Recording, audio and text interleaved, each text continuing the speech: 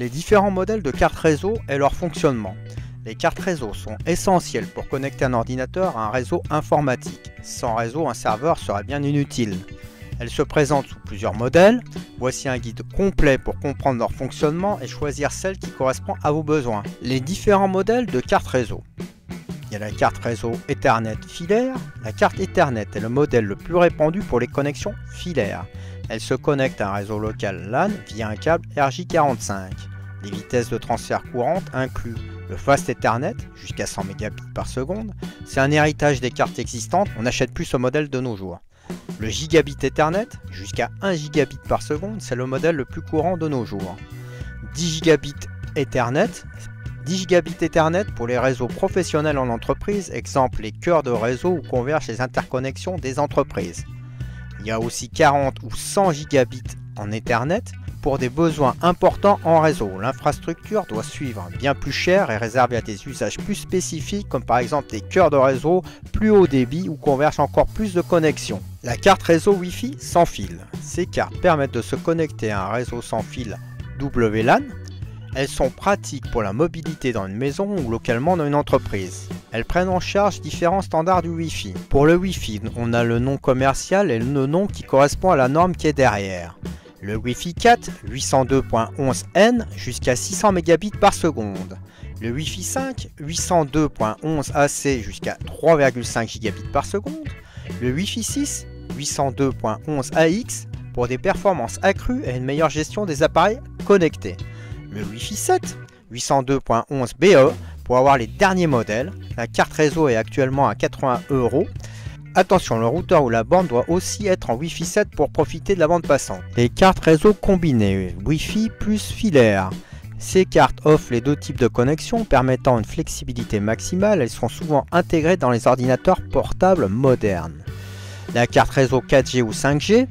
Conçues pour se connecter à Internet via un réseau mobile téléphonique, ces cartes sont utiles pour les utilisateurs nomades qui sortent de l'enceinte des entreprises ou lorsqu'ils sont en déplacement sur la France par exemple.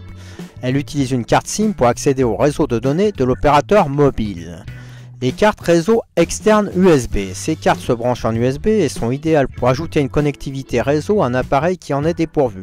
Les ordinateurs portables, les Raspberry Pi, etc. La carte réseau fibre optique. Conçues pour les réseaux à très haut débit, elles utilisent des connexions fibre optique pour des vitesses pouvant atteindre plusieurs dizaines de gigabits. Elles sont courantes dans les centres de données. C'est utilisé notamment sur des baies de disques et de longue distance et dans des environnements ayant des interférences électromagnétiques. Le fonctionnement d'une carte réseau. Une carte réseau remplit plusieurs rôles essentiels pour permettre la communication entre un ordinateur et un réseau. La conversion de données. La carte réseau convertit les données numériques de l'ordinateur en signaux adaptés au support physique du réseau, câble ou ondes radio. La transmission et réception. Elles envoient les données au réseau et reçoivent celles qui sont destinées à l'ordinateur. Chaque carte possède une adresse MAC unique qui permet de l'identifier sur le réseau. La gestion des protocoles. Elle prend en charge les protocoles de communication comme TCP/IP, garantissant que les données arrivent à bon port et dans le bon ordre. Le contrôle d'intégrité. Les cartes vérifient l'intégrité des données transmises et reçues en utilisant des mécanismes comme les sommes de contrôle, appelées checksum. Comment choisir une carte réseau? Pour choisir la carte réseau idéale, considérez les éléments suivants. L'usage, filaire, Wi-Fi ou 4G ou 5G, c'est suivant vos besoins en mobilité. La vitesse requise. Pour les jeux en ligne ou le streaming, optez pour une carte haute vitesse, Gigabit Ethernet ou Wi-Fi 6 au moins. La compatibilité. Assurez-vous que la carte est compatible avec votre système d'exploitation Windows, Linux ou Mac, ainsi que votre matériel. Le budget. Les cartes réseau sont généralement plus abordables que les modèles Wi-Fi ou fibre. On en trouve de 10 à 40 €. En conclusion, les cartes réseau jouent un rôle fondamental dans notre quotidien connecté.